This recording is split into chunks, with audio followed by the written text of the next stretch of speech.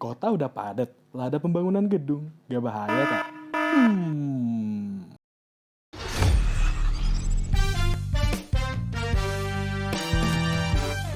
Halo para warga sipil, kembali lagi bersama kami Civil Academy di serial Pondasi, pembahasan dan opini dunia sipil Indonesia. Di video ini, kita akan membahas gimana pembangunan gedung tinggi di perkotaan padat bisa berjalan efektif dan malah menjadi solusi di era globalisasi ini.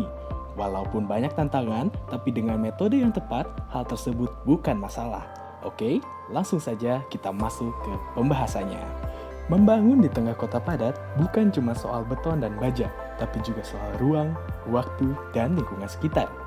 Banyak tantangan mulai dari keterbatasan lahan, lalu lintas yang padat, getaran yang bisa ganggu bangunan tetangga, suara alat berat yang harus dikontrol, serta risiko terhadap jaringan infrastruktur bawah tanah seperti pipa, kabel, saluran pembuangan, dan lain-lain. Umumnya, konstruksi bangunan sipil menerapkan metode bottom up atau dari bawah ke atas, di mana dalam pelaksanaannya dimulai dari pengaturan arus transportasi, galian tanah, pembuatan pondasi, pembuatan DPT, dan pembuatan struktur kolom, balok, plat, hingga lantai teratas. Namun dalam konstruksi gedung tinggi, terlebih di kawasan padat yang punya keterbatasan lahan, metode top-down lebih menguntungkan dan efisien. Metode ini mengerjakan struktur bawah atau basement dan struktur atas atau superstruktur dilakukan secara bersamaan.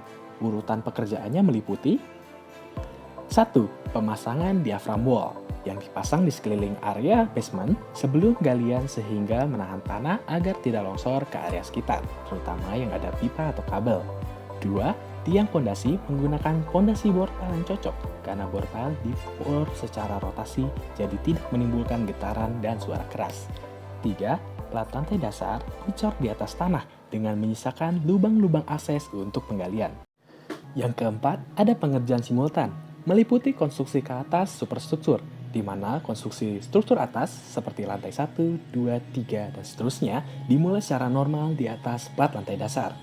Kemudian ada konstruksi ke bawah, substruktur, di mana secara bersamaan alat berat kecil masuk melalui lubang akses untuk menggali tanah di bawah plat lantai dasar untuk membuat basement level 1.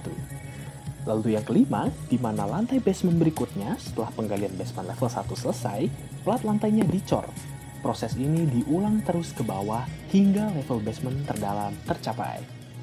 Selanjutnya kita masuk ke teknologinya, di mana dalam metode top-down, teknologi khusus lebih banyak digunakan. Yang pertama, itu ada BIM, di mana BIM itu seperti peta digital proyek, jadi tiap bagian nyambung, nggak ada yang bentrok. Ini penting banget di metode top-down karena tiap langkah saling bergantung. Salah urutan dikit aja bisa ganggu semuanya, seperti tahap perencanaan dan desain awal, tahap prakonstruksi dan penjadwalan, manajemen biaya dan kuantitas, serta pelaksanaan konstruksi dan kolaborasi. Yang kedua, precast modular construction, di mana komponen-komponen bangunan dibuat di luar lokasi proyek, lalu diangkut ke lokasi untuk dirakit. Ini mempengaruhi dalam mempercepat waktu, mengurangi kebutuhan lahan di lokasi proyek, serta peningkatan kualitas dan presisi. Yang ketiga, crane and material handling automation, meliputi tower crane dengan anti-collision system agar mencegah tabrakan antar crane di area sempit, lalu building hoist and material lift otomatis agar memindahkan material dengan presisi tinggi, lalu just-in-time delivery, di mana material dikirim sesuai jadwal harian supaya tidak menumpuk di lokasi. Yang keempat, ada sistem monitoring dan control, di mana monitoring geoteknik dan struktural diperlukan seperti inclinometer, pisometer, strain gauge, settlement marker, and building tilt sensor. Nah, setelah membahas metode dan teknologi, tidak lupa kita membahas menjaga keselamatan dalam kepadatan. Di lokasi sempit dengan aktivitas padat, risiko kecelakaan otomatis naik. Jadi sistem keselamatan harus jauh lebih ketat. Pertama, perlindungan fisik. Safety net di tiap lantai, scaffolding yang kokoh dengan perlindungan sisi, dan zonasi aman untuk mencegah benda jatuh ke area publik. Ini wajib. Kedua, penjadwalan. Pekerjaan berat biasanya dipindah ke malam hari supaya gangguan ke warga berkurang tanpa mengorbankan produktivitas. Terakhir, koordinasi HSE. Tim keselamatan harus rutin berkomunikasi dengan warga, pengelola gedung sekitar, dan dinas terkait. Semua harus tahu apa yang dikerjakan dan kapan dilakukan. Intinya, di proyek padat, keselamatan bukan cuma APD, tapi sistem yang rapi, terkoordinasi, dan melindungi pekerja sekaligus masyarakat. Nah guys, kita sudah tahu dari segi konstruksinya, kita juga harus tahu kalau gedung tinggi adalah cara kota besar beradaptasi. Dengan satu tapak lahan, banyak fungsi bisa ditampung. Hunian, kantor, sampai ruang hijau vertikal. Kemajuan teknologi konstruksi bikin hal ini makin mungkin. Sistem struktur yang efisien, material ringan, dan manajemen digital seperti BIM membuat pembangunan vertikal lebih cepat, aman, dan presisi.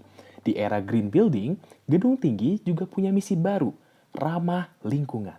Contohnya, fasad dengan shading otomatis, penggunaan kaca low-E, panel surya di atap, sistem daur ulang air, dan taman vertikal untuk menurunkan suhu bangunan. Jadi, di tengah kota yang makin padat, gedung tinggi bukan hanya simbol kemajuan, tapi bukti bahwa keterbatasan ruang bisa memicu inovasi. Akhirnya, tantangan kota padat bukan alasan berhenti membangun, tapi alasan untuk membangun dengan lebih cerdas.